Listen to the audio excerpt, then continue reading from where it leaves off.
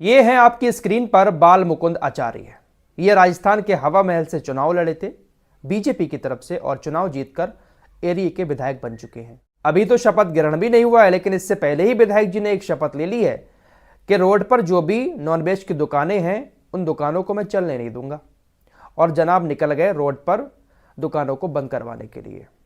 जो भी मुस्लिम होटल हैं जहां पर नॉनवेज वगैरह मिलता है उनको बंद करवाने लगे। पुलिस वहां पर पहुंची तो पुलिस से कहा कि इनसे लाइसेंस मांगो, क्या इनके पास लाइसेंस है? इन लोगों ने पूरा एरिया गंदा कर रखा है। इस एरिया में टूरिस्ट कैसे आएंगे? मैं सारी नॉनवेज की दुकानें बंद करवा कर रहूंगा। अपने साथियों के साथ ये निकले थे और इस अंदाज में इन्होंने अपनी विधायकी की शुरुआत की है। फिलहाल कुछ आंकड़े आपके सामने रखूंगा। एक खबर चल रही है कि कांग्रेस को बीजेपी से 4 राज्यों में 10 लाख वोट ज्यादा मिले, लेकिन इसके बावजूद भी बीजेपी जीत कैसे गई? इस तरह के आंकड़े और इस तरह की चौंकाने वाली बात अगर कोई हमारे सामने कहेगा तो वाकई में हम लोग चौंक जाएंगे कि 10 लाख वोट कांग्रेस को ज्यादा मिले, लेकिन फिर भी कांग्रेस हार गई। क्या है पूरा गणित, आपको समझाता हूं। और फिर आपसे कहूंगा, जो कांग्रेस के समर्थक हैं प्लीज बुरा मत मानना। कांग्रेस की ये जो लगातार हार पे हार हो रही है हर राज्य में, ये कांग्रेस के नेताओं की नाकामी की वजह से है। कमलनाथ मध्य प्रदेश के अंदर कांग्रेस की तरफ से एक बहुत बड़ा चेहरा थे। कमलनाथ कांग्रेस के एक वरिष्ठ नेता भी हैं, लेकिन जनाब 10 बजे रैली करने निकलते थे और 1 बजे घर वापस आ जाते थे। इतनी सी मेहनत की है, ना ज्यादा रैलियां की, ना ज्यादा जनता के बीच गए और सीएम पद के उम्मीदवार थे। अब भाई बड़े बिजनेसमैन है तो कौन जाए, कौन इतनी थकावट करे रैलियां करके। फिलहाल जैसे ही बीजेपी वहां पर जीती है, शिवराज सिंह के पास बधाई देने पहुंच गए। एक तरफ कांग्रेस समर्थकों को रात भर नींद नहीं आई होगी, लेकिन ये शाम को ही शिवराज सिंह चौहान के पास मुस्कुराते हुए गले लगाकर बधाई देने पहुंच गए।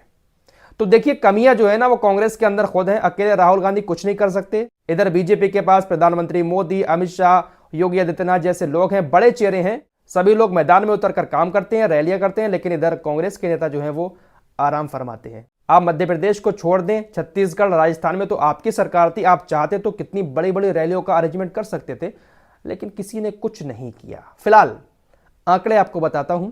मध्य प्रदेश, राजस्थान, तेलंगाना और छत्तीसगढ़, इन 4 राज्यों में कांग्रेस को 4 करोड़ 90 लाख वोट मिला। वहीं बीजेपी को इन चारों राज्यों में 4 करोड़ 81 लाख वोट मिला। लेकिन इसके बाद भी बीजेपी 3 राज्यों में कैसे जीत गई?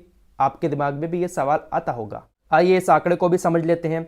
दरअसल मध्य प्रदेश के अंदर बीजेपी को 2 करोड़ 11 लाख वोट मिले, वहीं कांग्रेस को 1 करोड़ 75 लाख वोट मिले। छत्तीसगढ़ की बात करें तो यहां पर बीजेपी को 72 लाख वोट मिले, वहीं कांग्रेस को 66 लाख वोट मिले। छोटा राज्य है, कम सीटें थीं। राजस्थान की बात करें तो यहां पर बीजेपी को 1 करोड़ 65 लाख वोट मिले, वहीं कांग्रेस को 1 करोड़ 56 लाख वोट मिले। यहां पर 10 लाख वोटों का ज्यादा फासला रहा। तेलंगाना की तरफ चलते हैं। तेलंगाना में कांग्रेस को 92 लाख वोट मिला, वहीं बीजेपी को सिर्फ 32 लाख वोट मिला। तो यहां पर जो फासला था वो 60 लाख वोटों का है। और इसी फासले की वजह से कांग्रेस को चारों राज्यों में बीजेपी से 10 लाख वोट ज्यादा मिला है, क्योंकि तेलंगाना के अंदर बीजेपी को बहुत कम वोट मिला है और कांग्रेस को वहां पर 60 लाख वोट ज्यादा मिला है। तो वोट परसेंटेज के हिसाब से चारों राज्यों में कांग्रेस तेलंगाना की वजह से बीजेपी से आगे रही। 4 करोड़ 81 लाख बीजेपी को मिला है, 4 करोड़ 90 लाख कांग्रेस को मिला है चारों राज्यों में। लेकिन तेलंगाना के अंदर बहुत बड़ा मार्जिन है बीजेपी और कांग्रेस के बीच। इसीलिए कांग्रेस अब ये आंकड़े दिखा रही है। शायद थोड़ा सा जनता के दिल में यह बात आ जाए कि देखिए कांग्रेस को वोट तो ज्यादा मिला है, लेकिन तेलंगाना में उसको ज्यादा मिला है, बाकी हर जगह तीनों राज्यों में कांग्रेस को बीजेपी से कम वोट मिला है।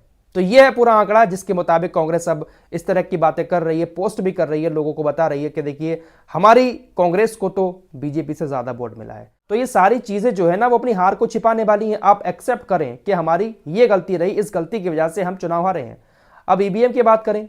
अगर कांग्रेस को ऐसा लगता है कि ईवीएम की गड़बड़ी की वजह से हम हार रहे हैं तो जांच करवाएं ना। नेशनल पार्टी है, खानदानी पार्टी है, कब से आप भारत के ऊपर राज कर रहे हो, सारे कानूनी हथकंडे आपको मालूम है, तो कानून का सहारा लेकर आप ईवीएम की जांच करवाओ। लेकिन कांग्रेस के कुछ नेताओं की तरफ से ईवीएम का रोना रोया तो जाता है, लेकिन कांग्रेस कभी भी इस चीज को लेकर आगे नहीं बढ़ती है। अगर कांग्रेस को वाकई में ऐसा लगता है तो चुनाव का बहिष्कार कर दे, चुनाव ही ना लड़े। जब चुनाव नहीं लड़ेगी तो पूरी दुनिया में इसका हल्ला गुल्ला होगा, ईवीएम को लेकर सवाल उठेंगे तो हो सकता है ईवीएम की जांच हो जाए। लेकिन जो बड़ा मंत्रालय है कांग्रेस का, उसकी तरफ से कभी भी ईवीएम के बारे में कुछ नहीं कहा जाता। लेकिन जो और नेता है कांग्रेस के, वो लगे रहते हैं जनता के दिमाग में ये वहम डालने में कि ईवीएम की वजह से बीजेपी जीत रही है। और जनता आज कह भी रही है, इस वीडियो में आकर भी बहुत सारे लोग कहेंगे फराज भाई आपको नहीं पता है, ईवीएम की ही वजह से जीत रहे हैं। अरे भैया तो जांच करवाए ना यार, कांग्रेस नेशनल पार्टी है यार, कोई छोटे मोटे राज्य की पार्टी थोड़ी ना है। अगर इतना बड़ा घोटाला हो रहा है तो कांग्रेस को जांच करानी चाहिए नहीं चाहिए? लेकिन जब भी कांग्रेस चुनाव हारती है तो ईवीएम की बात सामने आ जाती है। हिमाचल प्रदेश में जीती, कोई ईवीएम की चर्चा नहीं हुई। कर्नाटक में जीती, कोई ईवीएम की चर्चा नहीं हुई। तेलंगाना में भी जीती है। तो ये सब बेकार की बातें हैं। फिलहाल अखिलेश यादव ने भी हंसते हुए तंज कसा है इस हार पर। अखिलेश यादव को भी लगता है कि उस तरह से मेहनत नहीं की कांग्रेस ने जिस तरह से करनी चाहिए। बाकी वीडियो के शुरू में जो न्यूज मैंने आपको दिखाई, तो काफी सारे लोग ऐसे हैं आजकल देश में जिनको ये सारी बातें बहुत पसंद आती हैं, तो भाई जनता उनको चुन लेती है।